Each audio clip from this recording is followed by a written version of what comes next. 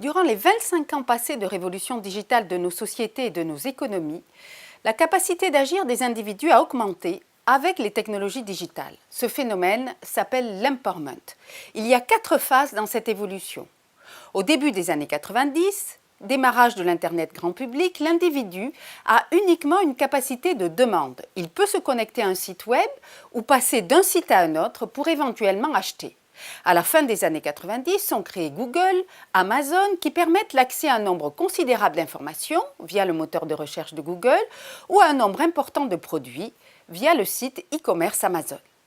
Au début des années 2000, la capacité d'agir de l'individu devient information-based. L'internaute produit de l'information via la création de blogs, de forums, c'est la naissance de TripAdvisor par exemple, qui a révolutionné le marché du tourisme, et les individus notent des produits et des services. C'est l'ère du début de l'économie de la contribution.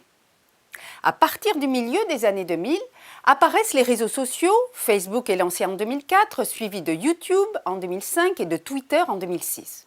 Les internautes ont une capacité d'agir croissante, appelée network-based. Ils peuvent créer et interagir en réseau. C'est l'ère du partage massif d'informations, accrue par l'évolution des devices mobiles. On partage à tout endroit, à tout moment de l'information sur les réseaux sociaux et tout type d'information, que ce soit du texte, de la photo ou de la vidéo. Depuis les années 2010, la capacité de l'individu connecté est passée dans une 4e phase qu'on dit crowd-based.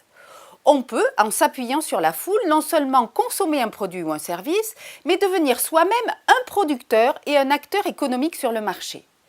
Les relations ne sont plus uniquement avec un réseau d'amis ou de connaissances, mais avec des individus pouvant se situer à l'autre bout du monde et qu'on ne connaît pas. C'est l'ère du crowdfunding, financement par la foule, du crowdsourcing, par exemple la plateforme Kaggle qui permet à des organisations de proposer des défis complexes pouvant être résolus par des data scientists partout dans le monde.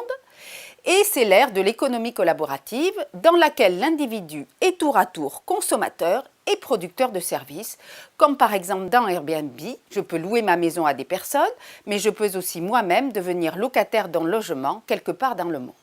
On est dans l'ère des consommateurs. L'une des premières raisons d'utiliser les plateformes d'économie collaborative est qu'elles apportent un service qui répond à un besoin, une solution qui répond à un problème. On est dans ce cas dans la première phase classique du comportement du consommateur, le besoin. Voici 3 exemples. Le premier concerne les perceuses. La moitié des foyers américains possèdent des perceuses, mais la plupart d'entre elles ne sont utilisées qu'entre 6 et 13 minutes dans toute leur durée de vie. Le site collaboratif Zoloc.com permet de louer tous les jours ces perceuses à des personnes qui en ont besoin. Le deuxième exemple porte sur les cartons. Les Américains jettent 7 millions de tonnes de cartons par an. Le site usedcardboardbox.com récupère et revend ces cartons à des déménageurs. Le troisième exemple, bien connu, est Airbnb. Dans le monde, des millions de maisons ou d'appartements ou de pièces dans ces maisons sont vides et Airbnb propose de les louer, que ce soit pour des particuliers ou des commerciaux. Dans ces styles de vie collaboratifs, les individus ayant les mêmes besoins ou intérêts se regroupent sur une plateforme pour partager et échanger des biens tangibles ou moins tangibles comme le temps, l'espace, les compétences, l'argent. Ces échanges peuvent se passer au niveau du voisinage, au niveau local, entraide, jardinage, mais aussi sur une échelle plus globale, comme Airbnb qui est une plateforme mondiale.